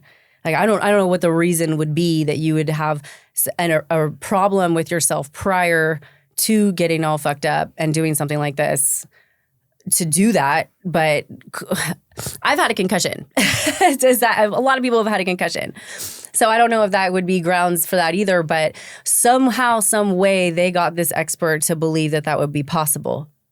Oops, fine. So, okay, this guy's crazy. If somebody's crazy and they're crazy enough to do something like that, what's to say that he's not crazy right now? Did he get rehabilitated in San Quentin playing baseball? Because that's what we saw happening the whole time. I mean, if you're that crazy that you're just one line of cocaine away from stabbing somebody 18 times, I don't think that you should be out on the street at all. I don't care about redeeming yourself. Like, this is not about that. If you want to find God and find like some like redemption, I think that that's great, but you should still be doing it behind bars. If you chose to take someone else's life, and so that's the sacrifice that you make. You don't just get to come out and be like on the main stage as Mr. Celebrity and having us watch that, because Ryan's not here to do that. Whatever he did as far as like getting addicted to painkillers or anything else, he's not even here to defend himself or to be who he would be in his late 40s right now and see what kind of man he would be and how he would be helping people. You know, that's something that Brandon talks about a lot now, is like the people that he's helping, the lives that he's changing. He's also changed some lives for the worse, you know, which we don't take it that way. We don't take it as the worst because we're all doing very well in our lives. And we've learned so much from the loss of Ryan. Ryan taught us so much, and through his death has taught us so much. But I'm not going to celebrate the person that took his life away. I think that's really unfair. Do you think law enforcement cared more about getting justice or getting a conviction? I don't think that they cared about any of it. I think that it's a revolving door. I think it's a bunch of paper pushing and it's a business. The way that it seems to me is that the whole system is about money, and it's about how much money you're going to make them, you know, which, I mean, I don't even know that Brandon's paid serious restitution. The only restitution that I think he paid was under $1,000 for something, which was kind of crazy. But they didn't have to, you know, the county didn't waste any money on their the public defender, and then they didn't have to do a whole trial with their ADA or anything like that. So it just seems like they were just pushing us through. My mom went in there to talk to the ADA at one point, and she comes to the door barefoot. Like, it was very unprofessional, and just like we were in the Twilight Zone. It was definitely, you want to get away with something, go to Auburn, go to Nevada County, because they really don't seem to care that much. I mean, it was horrific. We wrote letters to the judge. My mom did everything that she could to stop this from happening, and they just pushed it right through. I don't think that they cared about either. Did you speak at his sentencing? I didn't, because I felt like it would be really emotional and difficult, and I was really in a place of anger at that time. So I wrote a letter, and my mom went and read it for me. My mom told me about Brandon's statement at the time, which I kind of remember, but he basically kind of played it off like he just can't even believe that that happened and that he felt bad. I think that he said, and I'm not sure if this was in his statement or if this was a statement later, that he had a picture of Ryan hanging in his cell and that he, you know, feels bad that he did that or whatever. But it was never, everything that he said is just always felt very topical and almost like sociopathic, where there's not really any emotion. It's kind of just like a blank person, just saying what they need to say. I also remember they said that when he came to, because he, I think, was hospitalized or something like that in custody after he was arrested. And so the next morning he was like, what happened? Like, where are they? Like acting like there was people attacking him or something, like, which I have to say, if you were, let's just say, all messed up one night and then you knew that you did something crazy, playing dumb the next morning would probably be a good move, like, oh, what happened? Oh, where's those guys that were attacking me? This is all very like hard for me to believe. And when he was in jail, so he had gotten sentenced and went to San Quentin, we saw him on the local news channel getting into a baseball program. And I mean, 11 years isn't that much. We saw that maybe in 2015 or 2016. So just a few years later, he's in this whole different area. He totally protected right there. It's not like, I don't think that you stay in the same general population when you're a part of this program. On TV, doing all this stuff, like what kind of a punishment is that? And I get that there's rehabilitation programs, but this seemed like a summer camp to me. I mean, you would know more than me, but No, so I mean, one of the facilities I was at was a summer camp, Club Fed. He was in the state, Brandon, so his was definitely a little bit harsher than mine. Not saying it wasn't summer campy, but that's why it's so important to have this conversation, because it shows how you are feeling, the other side, which is what we rarely hear about. And that's what I wanted you here today to do, because this is such a fascinating perspective that I think more of our audience will relate to, the ones that have never been to prison, because this could happen to anyone. Yeah, which isn't something that you think. Yeah. Well, I mean, you never know when your last conversation is going to be with someone or just anything. Right. When did it hit you that your last conversation with him was an argument? Right away. I mean, the next day, like probably later in the day. And that never really, not until years later did that kind of, it doesn't necessarily bother me, but it definitely affects the way that I communicate with people now. I don't like to leave things on bad terms. I like to respect the conversation. I don't think that Ryan was mad at me. I mean, he sent me that last text, but I definitely think that it's important to be intentional with the way that we treat people and the way that we communicate with the people that we love, because you just don't know, and we think that people are going to die when they're old. And I always thought that. And so now I really just worry about every single scenario of somebody happening to someone. And I just want them to know that I love them. After this happened, how long did it take you to get back into your own life again, whatever normal could be at that point, dating again, rebuilding, everything like that afterwards? So I had concert tickets to go to a really cool show that I'll have to tell you about because you'll appreciate it. My cousin and I had these tickets for a while, and it was like 3 months after Ryan passed away, and I was not going to go. I said, there's no way. I'm not going to go to a concert right now. It's super weird. And so we weren't going to go, and it was like really late. It was actually like maybe 8:30 or 9, and my cousin called me, and he was like, should we just like maybe put these on Craigslist or something? Or do you want to just go? Should we just drive and just go, and we could just leave and just use the tickets because we're not going to be able to sell these? And I was like, whatever.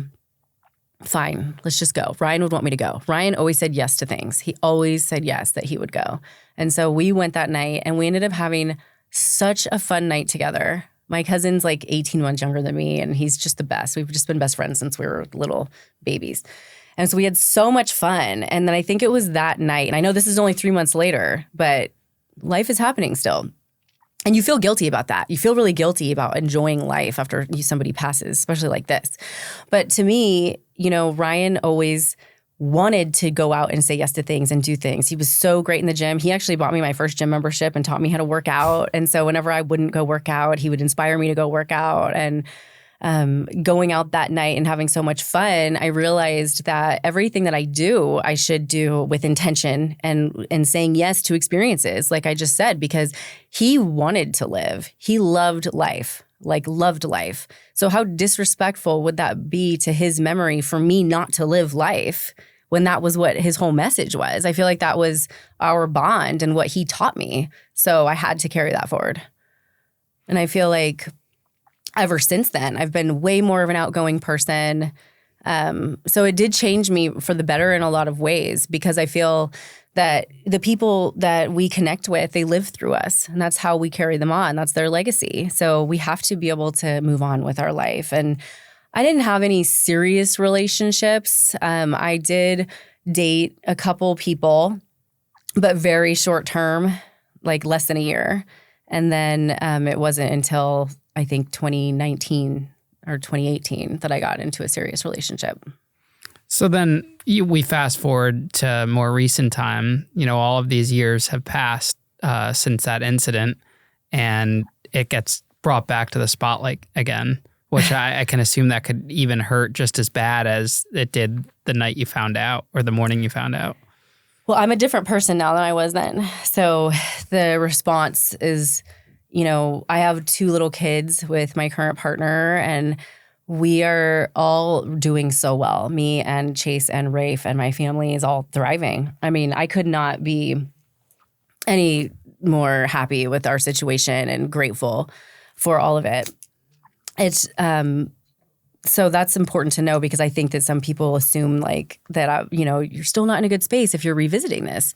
But when you do have it come up in your face all of the time, I mean, it's not easy to avoid when somebody is, like I said, putting them up on the main stage and trying to become a public figure.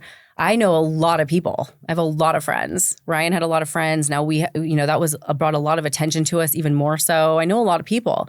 And so having people constantly tell me, I saw Brandon, he was at the barber shop. Oh, I heard I heard he was at this restaurant. Because when he got out, so that's the other thing, is that some people are like, how could he move back there? There should be laws against that. Well, when you get paroled out, you have to go back to the county that you were living in at the time. He didn't have to come back to that city. I mean, that was the city that Ryan was born in, and I live in a little outskirt city. Right. I mean, it's like 8 minutes away. And so he moved right back into the heart of that town, and it's a small town. It's a town called Petaluma, and it's like a old school, like Italian rancher town in Northern California. Everybody knows everybody there. So people seeing him, it was extremely inappropriate for him to be there. And I kept hearing about it. And then I was concerned that my kids are going to run into him. And although they are very emotionally developed, they've done so much work on themselves, more than some 35-year-old men already. They're pretty awesome. Still, when you see somebody that murdered your dad, how is that going to make them feel? I mean, this is so much to do with me being a protective mom also. I mean, I've protected them since they were born, going through this whole process of, learning about what happened to their dad, processing the feelings about him, looking this up online for all of these years and seeing all of this information, trying to piece together what happened themselves and understand why they don't have their dad in their life. It makes me angry that's the only part of this that makes me angry. When I think about him, I don't really have a lot of feeling, because I feel we are so above this person that he doesn't really emotionally affect me, because I think that he is just not even on a level, he's not an emotionally developed person, in my opinion. So I can't even let that person affect me. Of course, somebody who is psychotic would be acting the way that he's acting right now. Somebody that has the ability to stab somebody that many times and do something so disgusting would totally act the way that he's acting. It's not about him. It's about the fact that justice wasn't served. He's telling a whole different story now. I'm having to hear about it all the time. People are telling me about all of these profiles. So I also, once we found out, go back for a second. Once we found out that he was living in Petaluma, I was so outraged, and I actually did call his parole officer and talk to him about that. And so he explained it, and he was really nice. But I decided that I was going to flyer the town. So I made flyers. I don't know if you ever saw that. I saw, yep, I did. Yeah. I saw that TikTok. Oh, yeah. So I made flyers showing his picture, explaining the story. I took it out from, the articles and the things that happened to make sure it was all very factual, and posted it on every single business in our downtown area. And then also went into other areas, where there's shopping centers, and put them up on the post boards on the shopping centers. And that was actually on Halloween. So there was a lot of people out, and there was a whole downtown trick-or-treat thing. And so a lot was going on. And that was Halloween 2024. No, that I think would have been 2018. 23. So this was last year. It must have been last year. Okay. Must have been. Yeah. And how much time did he end up serving total? Well, I think that it was less. I think it was 11 years, right? Or no, he got out in 2022. So I think it was about 10 years. We were also told, and I don't know if this is true or not, but my mom found this information out that he stabbed somebody in jail. I don't know if that's true, but it's possible. I don't know how to find that out. So a lot of the times, those types of things, they decline prosecution unless someone actually dies. There are cases where they will get charged, but in most cases, those types of violence they could just happen. They'll just lose some good time, which is pretty crazy, and it contributes to the violence in the prison system. Yeah, that's crazy. And assaulted a CO, I think, as well. That's what we were told. I don't know if that's true. That could be wrong, and I don't want to put any more on this guy than what he's already done. Speaking of that, he had already a violent history. And I'm friends with a girl who is still to this day terrified of him. And I became friends with her after Ryan died. A lot of people that came out of the woodwork to support me. I didn't know them before, but she felt so guilty about having dated him, and we became really good friends. And she told me that he was so violent. She said that he would like attack her like a football player and just beat the crap out of her. And she's still terrified of him and thinks that he is just like the devil. So all of these stories, I'm like, how can somebody that has a history of violence and has been in trouble for violence and then does this, and he can get out in 10 years? I also knew someone who, went to jail for 10 years and was in San Quentin for like having a gun on him and, different things like that. I mean, people go away for longer for drug charges. Well, I mean, sex offenders got less time than, say, me or a lot of other people, too. It's crazy. Crazy. That's crazy. Yeah. And I don't know how to make sense of that, but something is wrong with the system. I mean, it's so unfair, and it's not, it's just like kind of all over the place because you have state, you have federal, you have different judges. Right. I don't even think a lot of those judges read the letters because they get so many. I would love to see statistics on how many judges actually read the letters. I just really hope that AI is used to help this. Because because a lot of this information could be plugged into AI. And one of the big things that AI is going to do is there will be like legal aspects of it. There's going to be different like AI companies that will, be like lawyers, doctors. Like it's going to take some jobs, but I think that it will be able to sort through a lot of information, hopefully more quickly, and maybe help some of this. I don't know, but I think even the idea of like the plea deals all the time rather than actually like seeing things through causes a lot of these issues. It seems that that's what's going on, especially with all the people that have reached out to me and they tell me their stories. This is super common. So were you notified of his release, like by the prosecutors, anyone? No. You had to find out on your own? Yeah. Wow. Mm-hmm. Because we were not together, Ryan and I. So which is frustrating because we were like reunifying our relationship at the time, but because of us being separated for those last couple of years with all of that going on, nobody really understood like our private relationship and what was happening. So I wasn't really being treated as the victim or the wife. And then even the fact that I was raising the boys, it's like it kind of just cut us off from everything. So like I said, there was no like victim advocacy or help paying for any of the programs. I mean, I spent well over $100,000 on programs for the boys as a single mom, which is crazy. And so when people say stuff to me on TikTok, like, oh, you're just here to monetize, I fucking hope so. Like, can we recover some of that? Because there was no GoFundMe at that time in 2012. That was right before GoFundMe started getting rolling and people started doing that. I see people raise like tens of thousands of dollars in days for things that like this. This is crazy. So there was no help at all. Meanwhile, they're raising money for Luigi. Yeah. Well, GoFundMe shut that down, but... Did they? Yeah, they shut it because I guess it goes against the terms. Oh. I thought that was a little crazy. Yeah. But... Yeah. That's definitely a different type of a situation. So, yeah, I mean, it's been difficult. And then, they did say that later restitution, it was set aside. Restitution was set aside for him. And so that was never revisited. It wasn't... We never got anything. We never helped anything. I don't know if he had to pay for everything that happened as far as like evading and all the stuff that went down that night. But weren't you technically still married though on paper? Like a separation isn't a divorce, right?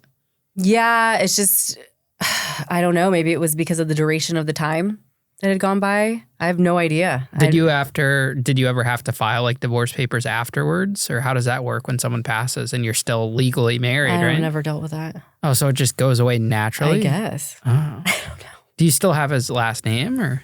I did for a really long time. Okay. I just changed it because I have a new partner now, and so we have little kids too. And I felt like it was time to just I'm Bishop again. I'm taking back my last name, and that's who I'm going to be. It's a lot. There's nothing wrong with that. Yeah. It's a good last name, Bishop. Yeah. So why did he wait 2 years then to get on social media? I thought he had got out more recently. I'm not sure exactly how that all happened and why they got on social media, but it was earlier on this year, I want to say maybe in April or May, that close friends of mine knew that I don't have a TikTok. I had posted a couple things, but I never really used TikTok. And so I was getting stopped randomly throughout my day when I'm not thinking about this, and people asking me if I've seen the TikToks. And I'm like, no. And they're like, oh my gosh, I'm so upset about this. And Brandon's wife is on there. And, she has been not very empathetic this whole time. She actually reached out to me while Brandon was still in jail because of some of the things that I had been posting on Facebook. And she had shared their marriage when he was in jail. And then there was a family photo of them because she had, I believe, 3 kids when they got together already with someone else. And so she brought the kids into the prison and they would go visit him and see him all the time. And so I reposted the photos that she posted, and she was pissed that I posted her kids. And I'm just like, you married somebody who killed my kid's dad, and you brought your children to San Quentin to meet him, and you're worried about me posting their picture that you already posted on social media? This is a you problem, not a me problem. I just didn't have very much empathy towards that.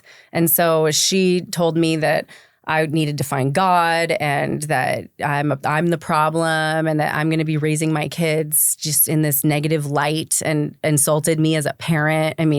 It was just weird to me that she even had the audacity. Because if you're going to reach out to me for that, you should reach out to me and apologize and say, I'm so really sorry for your loss. And I just want you to know that, I married Brandon and I want to send my condolences to you or something like that, But there's never been any of that, not from any of them. It's always been a lot of excuses and pity for themselves, a lot of victimization from themselves, and really flipping the script, which is what abusive people and narcissists do. So it's just awful. That just makes it, it's like rubbing salt in the wounds. How could I have empathy for you when you don't even have empathy for me? It's just strange. So, yeah, that whole union was crazy. And so she started posting on TikTok, a bunch of content about him. And she was labeling herself as the prison wife and that he was, this convict that she married. And everybody said that it wasn't going to work out. Or I married this guy. Now he does all my housework for me, and kind of thirst trapping him with videos of him without his shirt on and just glorifying him because of being a criminal, I guess. And so at first I was like, I don't care. I'm not on TikTok. I'm not going to look at it. I don't want to give them even a view. I don't want to look at their stupid faces. I don't care. And then I started hearing more about it. And one of the girls that I met because of this, actually, so the Press Democrat, which is a local newspaper where we live, did an article about us. And they also interviewed Brandon. And I was like, great. Because then it was just him kind of countering okay, well, I'm a really good person now, and it just really takes away from what he did. So there was somebody who reached out to me that also had her boyfriend was murdered and the killer had gotten 10 years. And she was just really upset about the same thing. And so a lot of people have reached out to me with this story. Well, she reached out to me and said that she had seen the TikToks and she was totally upset about it. She said, I left probably 100 comments on there. And she said, there's tons of people on there that want to hear from you and they want to know where you guys are. And I thought, well, that's amazing, because I thought this whole time that nobody cared and that all these people were supporting them, and just, where's humanity? Does anybody care about the victim and what happened and where we are? Nobody cared. Nobody has cared this whole time. The ADA didn't care. The judge didn't care. Nobody has cared. So, and I felt like nobody cared even when I was raising the boys. People come out real tough when somebody dies. They want to show up. They want to be a part of the big process and the drama. We're going to be there for you. But when the rubber hits the road, people are not usually there for you. When we're going through the teenage years and my kids are rebelling and they don't have their dad there, I was the one that was there, you know? And so they forget about the trauma. And like I said, you know, if this happened very initially and we had a GoFundMe, that could have at least helped alleviate some of the financial struggle that was going on along the way. But I'm almost glad that it didn't, because it forced me to really step into the role and hustle. I had to figure it out. Like, there was no way that I was going to do anything that was going to destabilize my kids. I didn't want to move out of that house. I wanted to make sure that everything else was going to be as stable as possible, that I could control. And so I had to do whatever I had to do, which made me such a stronger person. This has all been a total journey for me as well. So, leading up to that and then finding out that all these people on TikTok wanted to hear from us, I just knew I had to come show up to the party. You made quite the entrance when I saw that TikTok. I did. For not having good editing skills, and for anyone listening, it's pinned on your profile, I believe. You have to check out her first video. That's the one that went really viral. Immediately. Yeah, that was the very first one. And it popped into my head the night before. I knew I needed to do it. It was one of those things where, like I said, somebody else takes the wheel and you're just like, this is what I'm going to say. And this is what I'm going to do. This is my first thing. And I kind of had a little idea. I wanted to do another one after that showed Ryan and humanized him, and it all just took off so quickly. And I was so nervous that nobody was going to support us. And so many people did. And it was the first time that we really felt that level of support, and from strangers all over the world. And that doesn't matter. You know, every single one of those comments, I tried to read as many of them as I could. I would go through and look at them. And when you don't have a viral page like that and everything goes viral, you're just like, oh my gosh. Like, it's a great feeling. Yeah. It's a really good feeling, especially when it's something like this. It's not just like I did a makeup tutorial, you know, and people are like, oh my God, I love your lipstick. It's like, I'll never understand those like 15-second videos that get 600,000-700,000 views. Yeah. Get ready with me, this and that. I don't get it, but I guess there's a market for it. I don't even get any of it, because it's like what goes viral and what doesn't. I have no idea. I still don't. I'm just really lucky, and I believe that it was meant to be, that did take off, and that we were able to get our story out and reach so many people and tell the truth. Because, you know, once we saw that happening on TikTok and saw them posting, we found, my son actually first, prior to me doing my TikTok, my oldest son found a podcast that Brandon had done, and it's been since taken down since I came out. And I don't know what reason, but it was right after all of my content started going viral. We went back to go find it, and it's gone now. So that's interesting. And a few people, though, had taken screen recordings of it. And there was already content coming out about this, because people started researching. There's so many good detectives on TikTok. They will find out.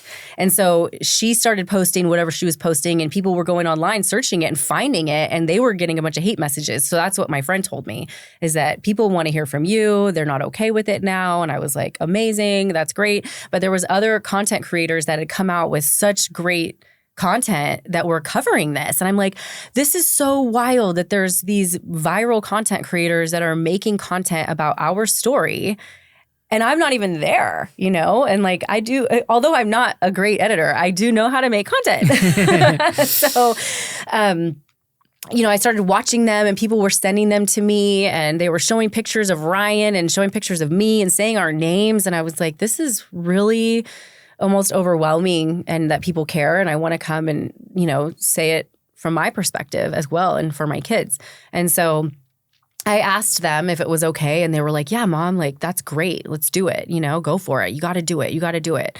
And so that Saturday, there was something that she posted that was really going viral. And then all these other people were really, you know, talking about it. And so I posted on Sunday morning. I posted what I came out with. And I did 3 posts that day. And in 2 days, there was 20,000 followers. We're over 40,000 right now, which is wild, because it's still going off. There's still people going to it. I've had multiple news reporters reach out to me to cover the story. Somebody from People reached out to me. So I just didn't know that it was that interesting of a story, I guess, because it's our story, and we've dealt with it and lived with it for so long, and it just felt like nobody really cared. And so yeah, it's just really a lot of kindness there. Yeah, I think that's the blessing and the curse of social media is it has this ability to share your story, but also the curse of it is you have the negative side of the story, which is what you witness, but it's good that you're able to counter it, which is, it's also interesting that, you know, our worlds have collided because my page, I'm sure you looked at it the first time when I messaged you,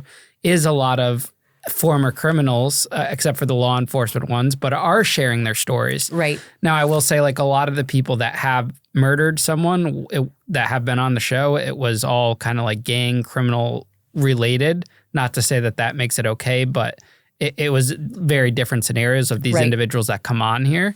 But it does, you know, pose the question how you feel about that when you saw that for the first time and those types of clips and stuff. Well, I wasn't sure where you were coming from. Yeah, I was like, is he going to try to trap me and like flip the script on me, or like what's going on? Because although, like I said, there's so many people that are saying positive things, there's like 1% of people that'll come on my page and be like, you need to move on with your life, go find a new man to get your mind off of it or something. And this guy did his time, and which we don't feel is correct. We never felt that's correct, and saying things like that. So I think that, you know, just not knowing what people's intentions are at first. And so I was really glad that we talked, though, and you explained that, because the other thing that we found is that not only, and this is like the biggest part, is that not only did his wife go on TikTok and all of these other things that they're doing, but he has also created a website, and his Instagram profile portrays him as a Christian life coach that helps people redeem themselves, I guess, from difficult situations and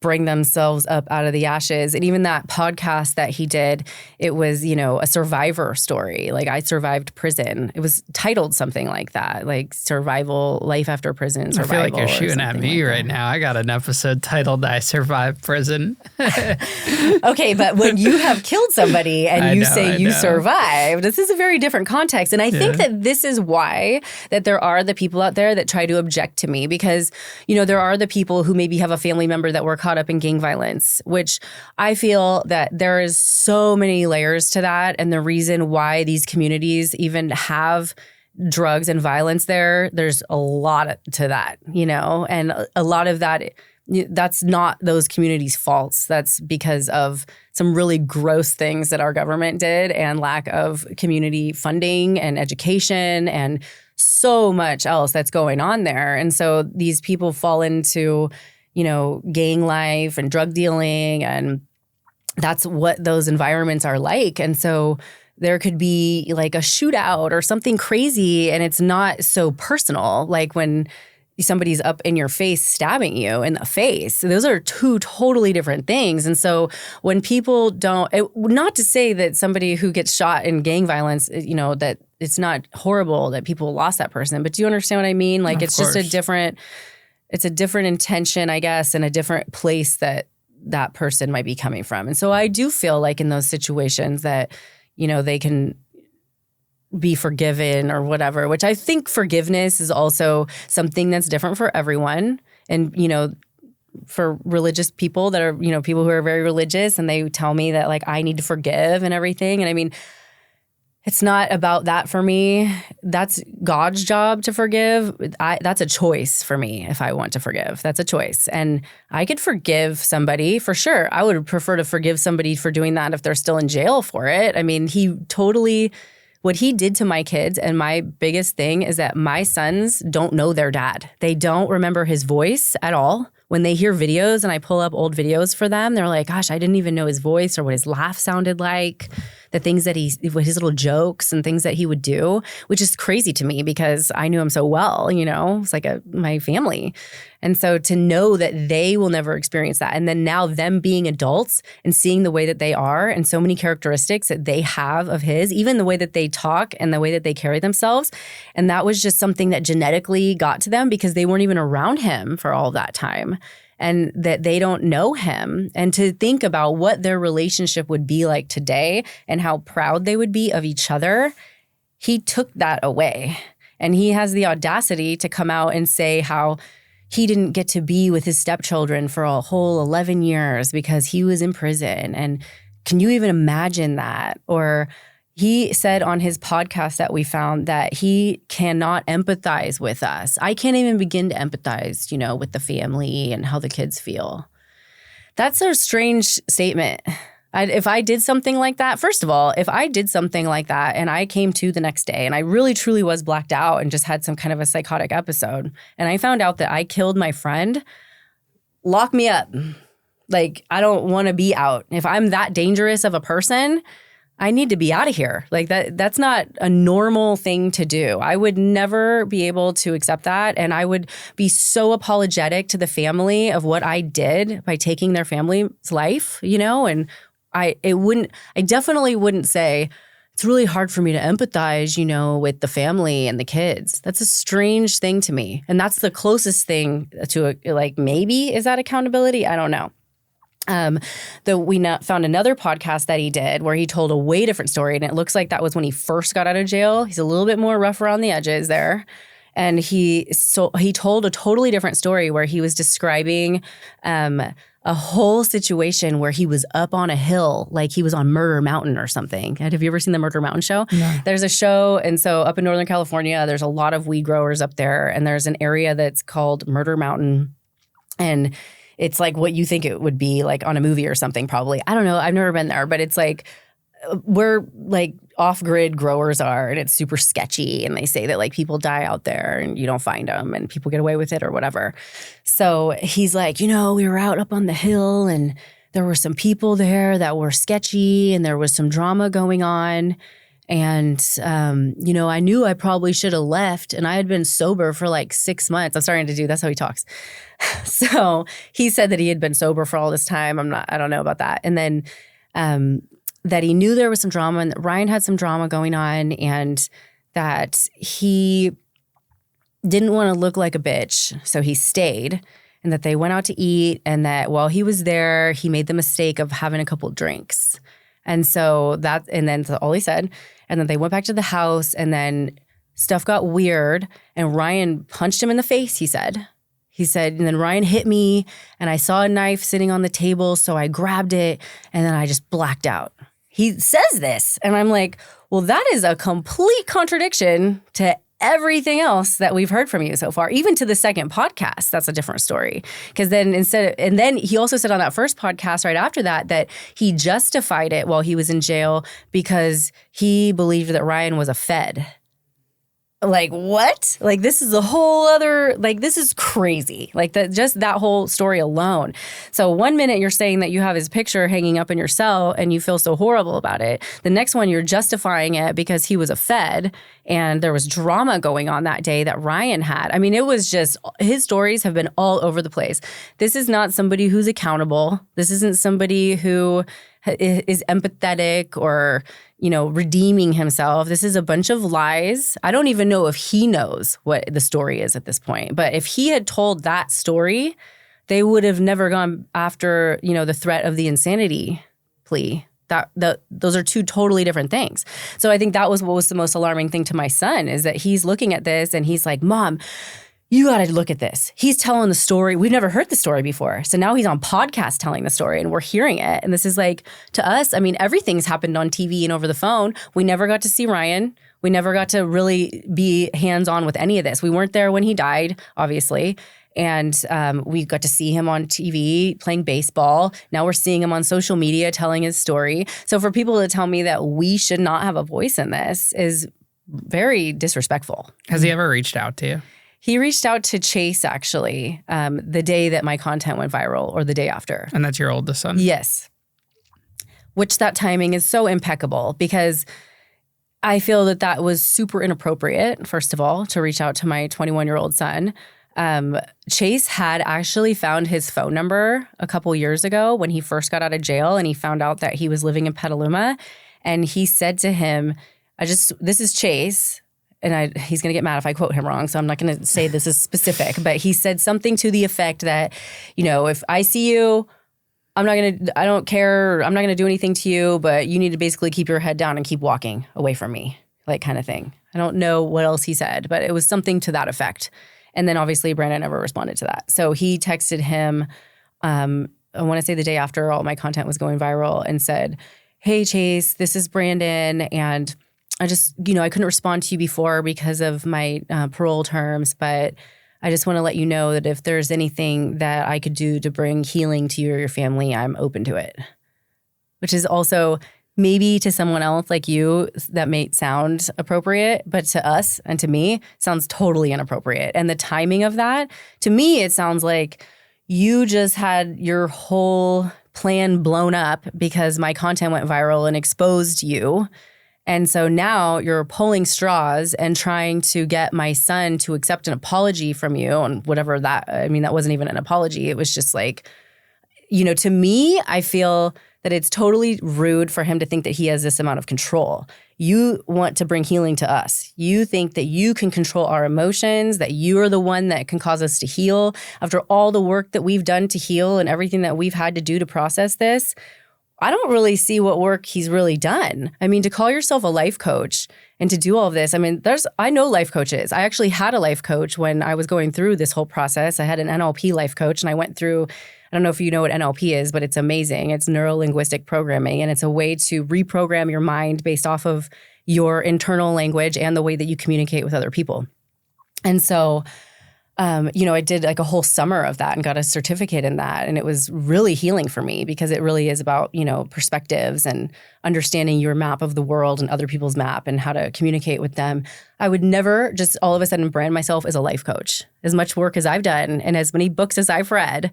And so to suddenly go from 1 year being someone who can stab somebody in the face over 18 times, and then now I'm a life coach, to us, that's like, yeah. I mean, I guess that there's, like you've interviewed a lot of people that have come out and had a redemption story and might, participate in these types of things. But I think this is to such an extreme, and I don't see the point where this work was done.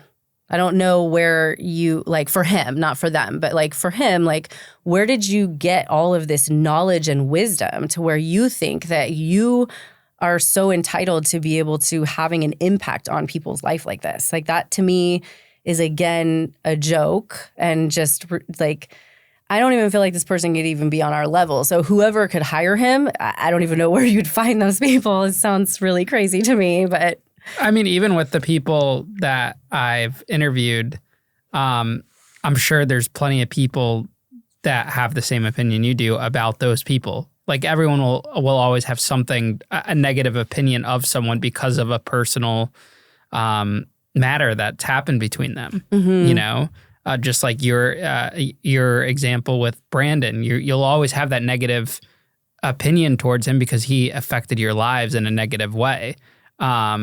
And that is the same for others who have been on the show and who do have redemption stories.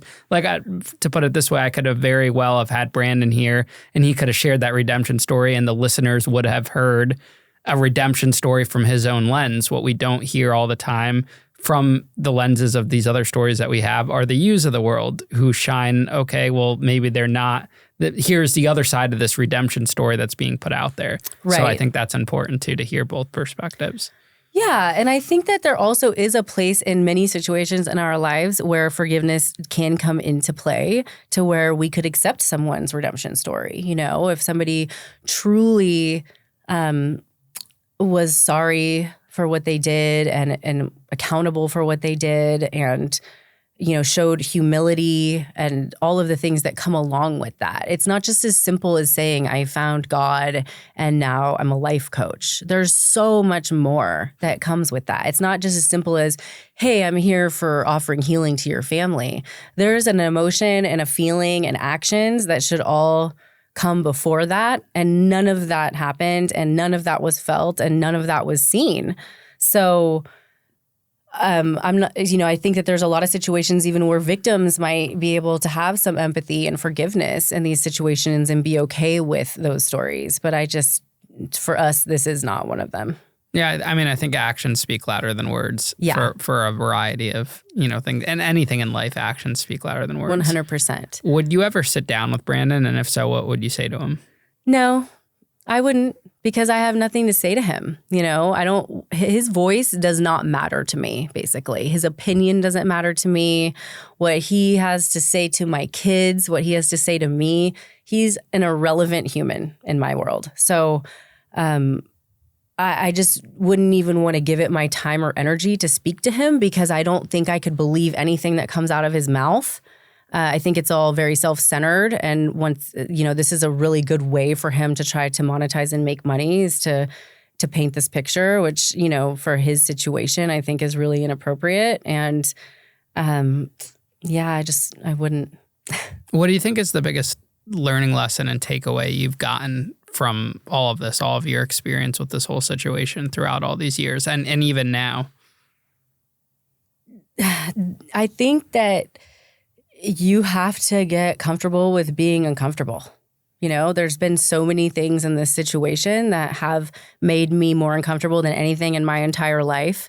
And going back to like being a kid and getting bullied and being really uncomfortable in that situation, all of these things have made me so much stronger and made me who I am. And so I think that because of that, I want to be able to support other people. I want to be able to inspire them, but inspire people in a way that they believe in themselves. Because it's really easy, people come to me all the time and they're like, you're so strong and you're so inspiring and I wish I could be like that. And I was uncomfortable and not willingly uncomfortable. I was forced into that situation, and you just don't know how much you can accomplish and who you really are until you have that pressure put on you. And so I don't like it that much when people tell me that, when they are like, oh, you're so inspiring and you're so strong, because I think everybody is really inspiring and strong and they just don't know that about themselves yet. And so I don't want it to just be this like place for me to put myself on a pedestal. I was forced into that. And I would have never believed that I could be who I am and where I am if you told me this like 15 years ago. So I want other people to realize that we all are capable of that. And we put that stop on ourselves to make ourselves think that we're not capable of things because of that verbiage. Just like I was talking about with NLP, you're neurologically programming yourself with your words. So the language that you use is so important. I'm glad you sat down with me. I'm hopefully it was what you expected it to be, if not better. Great. Good experience. Yeah, no, it's been great. You're easy to talk to. Thank you. I'm doing my job right. Yeah. And if you ever need anything, please reach out. And especially when you start your podcasting and whoever I can connect you to, I'm happy to do so. Thank you. Yep. Appreciate that. And safe travels back to the warmth. Yeah, back to the West Coast we go. You actually got lucky here because I know it's nice today. It's been nice the whole time we've been here. Yeah, it's been in the 30s or 20s, like literally 2 days before. I brought the warmth with us. Yeah, lucky you. I hate the cold. Well, safe travels back and thanks again. Thank you.